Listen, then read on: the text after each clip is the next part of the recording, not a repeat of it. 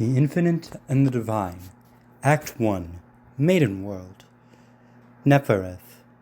The star gods say that when we enter the fire, we shall not know death. But do you not see the tragedy? To know death is to know life? Helios. If God knows not life, my fair one, what do they know? Nefereth. Hate, Halos, eternal and unending. From the War in Heaven, Act 1, Scene 5, lines 3 through 5. Chapter 1. Before the being called the Emperor revealed himself, before the rise of the Eldari, before the Necrontyr traded their flesh for immortal metal, the world was born in violence. And despite everything that would happen, this violence was more terrible than any world later witnessed, for sweeping battlefronts are nothing compared to the torture of geological change, and no warhead, no matter how large, can equal 1 billion years of volcanic upheaval. It was a nameless world, for no one had yet lived to name it. Ice sheets tall as a battle cruiser expanded and retreated. Tectonic plates ground continents together, their collisions pushing up mountain ridges like teeth in the gums of a child.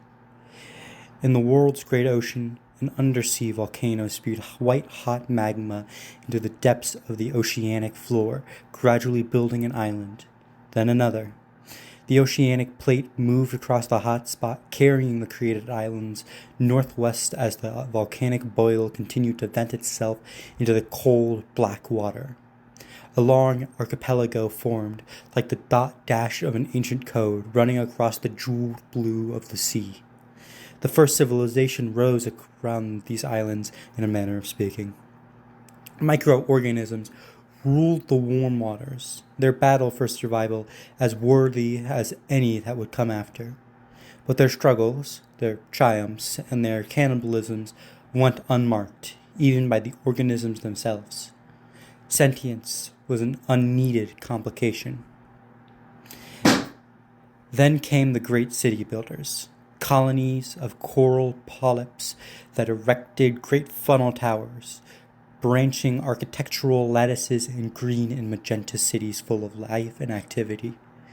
And like every great civilization, they built upon the skeletons of those that had come before, layer upon layer, each generation withering and ossifying, so the living stood unthinking upon a vast necropolis of their predecessors.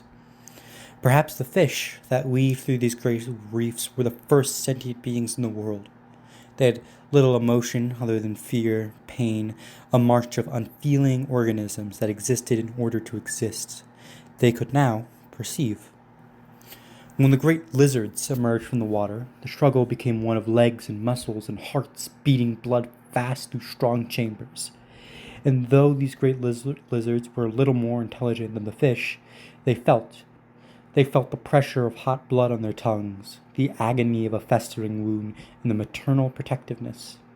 They died in great numbers, rotting corpses ground and crushed by geological processes into the diamonds and crude oils that other beings would, in time, murder each other to possess.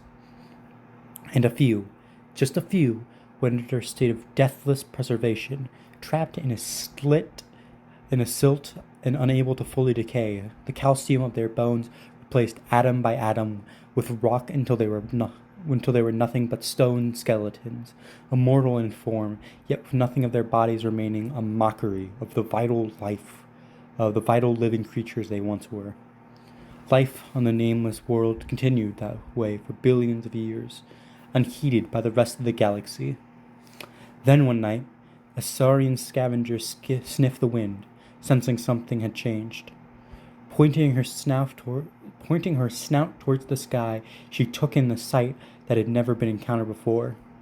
New stars burned in the rainbow smear of the sky, pointed of lights that clustered together with unnatural regularity, lights that glowed across the balefires, green as the fire as the island's canopies, and moved across the skies as clouds did. To the scavenger's rudimentary brain, strange visual information like this could only be a hallucination brought upon brought on by consuming one of the island's poisonous plants.